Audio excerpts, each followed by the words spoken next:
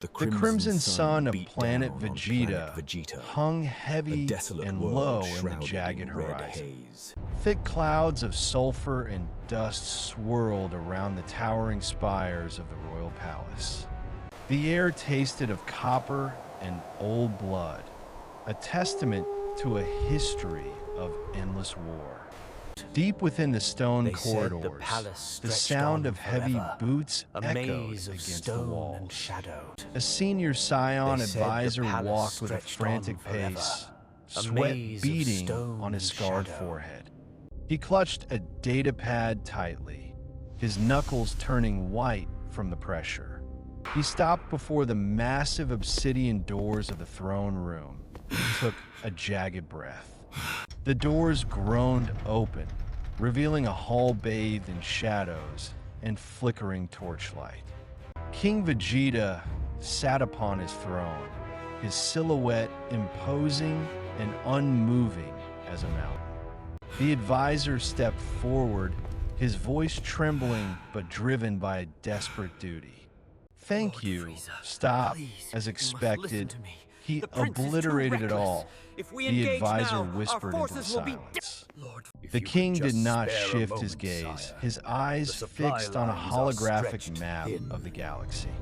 If we keep turning a blind eye, this won't just be about control anymore, the advisor continued. He took another step closer, risking the king's legendary temper. Frieza isn't just watching us, Your Majesty. He is waiting and calculating. Every move he makes is measured, deliberate, and colder than deep space.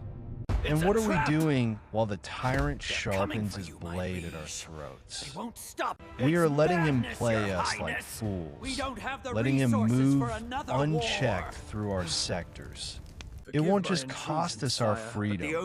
It will be the beginning of the end for planet Vegeta. Our pride, our warriors, our legacy, all of it will be gone in a blinding instant. Mark my words, my king, if we don't act soon, we won't even live long enough to regret it. The advisor paused, watching for a reaction, but the king remained made of stone. His forces grow stronger with every moon that passes over our heads. He didn't just build an army. He forged a weapon of absolute domination. He handpicked the most vicious killers across the galaxies to serve as his dogs. They were molded through fear, obedience, and raw, unchecked power. What stands behind him is not a battalion. It's a force engineered to crush worlds. They move in unison, stripping planets bare and erasing resistance before it forms. They fight not because they believe in his cause, but because they fear his wrath. King Vegeta slammed his fist on the arm of his throne, shattering the stone ornament. The sound echoed like a thunderclap, silencing the advisor instantly. Your impatience speaks louder than your loyalty. The king snarled, his teeth bare. He stood up, his cape flowing behind him like a river of blood. I will not be goaded into a reckless charge like some desperate, low-class fool. You forget yourself, advisor. This is not your decision to make. I see further than your fear, and I know the game we are playing. Frieza will fall, yes, but when I command it, not a moment before. Our vengeance will come, but on our terms, not his. The king sat back down, his eyes burning with a dangerous, wounded pride. Not his, he muttered to himself, gripping the throne. Not his. Miles away, the atmosphere shifted from political tension to sterile coldness. Inside the Scion incubation lab, machines hummed with a rhythmic, artificial life. Green liquid bubbled in rows of glass tanks, each holding a Scion infant. A calm, automated voice broke the silence. devoid of any empathy. Attention all units, perimeter sweep in progress. All unauthorized personnel will be detained immediately. Alert, elevated in H, 4+ levels detected in subject 019. Infant class, anomaly registered, immediate analysis required. In a medical bay adjacent to the nursery, the air smelled of antiseptic and ozone. 2 technicians in white coats stood before a large, glowing healing tank. Inside the fluid, a warrior floated, his body covered in fresh scars and burns. A breathing mask covered his face, and wires monitored his erratic heartbeat. If he keeps this up, he's going to become stronger than King Vegeta, one tech muttered. He tapped the glass lightly, watching the warrior's brow twitch in pain. No kidding, the other agreed, checking a scrolling monitor of vital signs. Bardock is a maniac. He comes back from every mission half dead. My gosh, he's crazy, absolutely out of his mind. What kind of low-level soldier would go to a planet like Kanassa alone? He took only a handful of men against an entire civilization of psychics. The first technician nodded, adjusting a valve on the tank. I think he needs to be retested when he wakes up. His case is unusual. His power levels are spiking even while he sleeps. I agree. Plan Thor. Let's mark the file and get it done. The scene shifted violently to a conquered world light years away. Smoke rose from the ruins of a destroyed alien city. A different Scion squad stood amidst the rubble, their armor stained with grime. The ship's down, just like Frieza wanted, the squad leader barked. They didn't even scream, they just fell like wheat before a sigh. I want that section cleared in 5 minutes, no survivors. Keep your formation tight and stay alert for traps. Squad 4, maintain perimeter control and keep your eyes on that entrance. This entire deck is cleared in 10, or you answer to me personally. Let's go move out. Far above planet Vegeta, the black void of space was punctured by 2 pods. 2 round attack balls breached the atmosphere of a primitive, dusty planet. The friction caused the pods to glow red hot as they descended. Launch sequence initiated, 2 pods deployed, a computer voice announced. Mission is green, they're on their way to the target. Inside one pod, a young Scion grumbled over the crackling comm system. You know, I still can't believe we got assigned this dust ball. What did we do wrong to deserve this assignment? Did we steal 1 too many meat rations from the elite barracks? Anyway, scanners say the locals barely stand upright. This won't even count as a warm-up for warriors like us. His partner's laugh crackled back through the speaker, distorted by static. Barely stand upright. Is that what you think? Last time you said that, you got smacked in the face with a plasma rock. Let's see who racks up the highest kill count this time. Loser buys the drinks when we're back on Vegeta. And don't you dare hit the ground first. I want the first strike. I'm already boosting, the first replied, veering his pod sharply. Try not to land in a swamp this time. You smelled terrible for weeks. The stench took 3 hyper jumps to wash off your armor. I'll take the east side. It looks like there is more population there. You take the boring half. Try to stay awake. Deep in space, the massive flagship of the Planet Trade Organization hovered silently. Frieza sat in his floating chair, staring out at the star-dusted void. He swirled a glass of wine, the red liquid catching the light of distant stars. His voice was a low, menacing purr that chilled the air around him. This world wasn't enough, and yet you still hide. Come out before I lose my patience completely. They call them warriors, but they are nothing but monkeys. Saiyans were bred to conquer.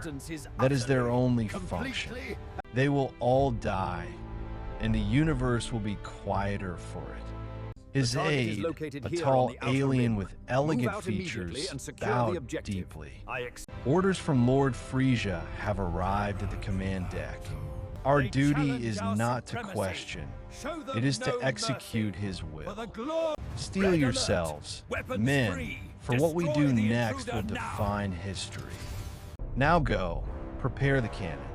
Frieza turned his gaze to the vibrant, unsuspecting planet Vegeta below. The Saiyans have always been an intolerable infestation, he mused. He took a slow sip from his glass, savoring the moment.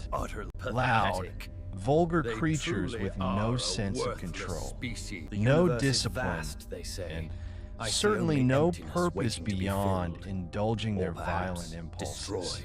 Under the illusion of strength, they build nothing of value. They preserve nothing. They create no art, no culture. Yet they walk through the universe as if it were theirs to scar, poisoning every corner of space they touch with their primitive lust.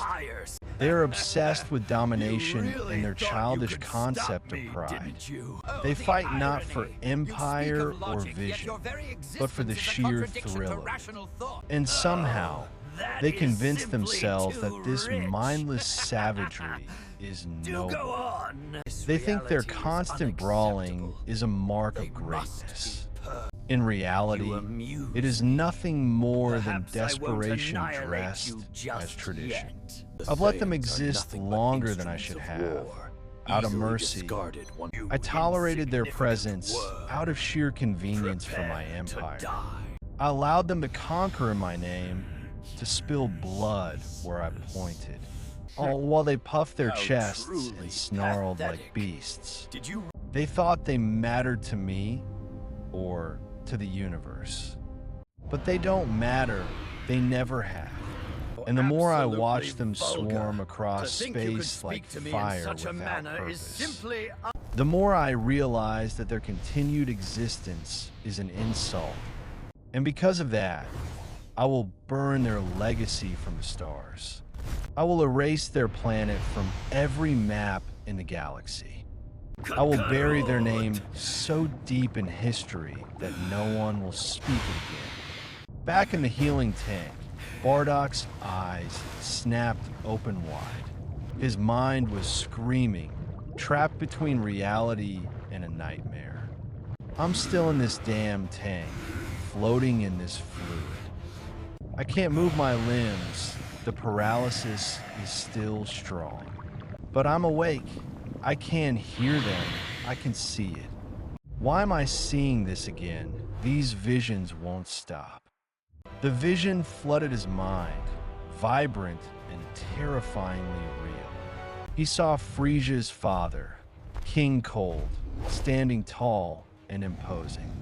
He's right there in front of me, just like before. I should have stopped it when I had the chance. I remember the day he landed on our soil. He was surrounded by elite soldiers, and we just stood there. We didn't raise a hand. We didn't ask a single question. We let them walk through our ranks like they own the place. I stood there too, like an idiot, watching our doom arrive. I knew something was off. I could feel in my gut. I just didn't want to be the one to say it out loud. The air felt different that day, heavy with malice. Not just tension, but pressure crushing us. Like something under the surface was getting ready to snap. And now I'm seeing it from above, looking down on my home. The cities, the skies, it's all too quiet, too perfect. The vision climaxed with a blinding flash of orange light. And then it's gone, Everything gone in mere seconds. So that's what this is, the end of our world. Not a dream, not a warning, just the truth. All over again, playing on a loop in my head. Heat. I can feel the heat. Heat up here. A different voice, the storyteller's voice, echoed over the vision. We were born for war. Frieza knows that better than anyone. We once shared this planet with the Tuffles. We were bound by a tense peace until our thirst for freedom clashed. Their rule was logical, but our spirit was wild. War became our only path forward, the only way to breathe. Fight till the death, that is the Saiyan way. The Tuffle War carved that truth into our bones forever. They had machines, fortresses, energy shields powered by intellect. We had instinct, rage, and a will to survive. They calculated every move while we adapted to the chaos. The battlefield was our classroom, and blood was the ink. Entire cities crumbled under our steps as we advanced. Tuffle towers split like dry bark under our energy blasts. Their strongest line of defense fell in a single night. But that power came at a terrible cost to our soul. Many of our own were lost, not to the enemy, but to the madness of the transformation. That was the lesson buried beneath the roar of the ape. Unshaped power devours itself, if not controlled. Frieza watched all of it from a throne of silence. He studied us, measured us, and categorized us. He decided we were too dangerous to be free. He clipped our wings and called it peace. When the full moon rose over planet Vegeta, we didn't hesitate. We became what we were always meant to be. Not soldiers, not savages, but a force of nature. The great ape, the destroyer of worlds. There was once a Saiyan who didn't need a moon, who didn't turn into a beast, but into something else. Something far more dangerous than a giant monster. He burned from the inside out with golden light. He was a Super Saiyan, a legend made flesh. Frieza fears the legend of the Super Saiyan more than death. He knows it's real deep down in his black heart. And he knows we are the ones destined to awaken it. Heat, the heat is coming.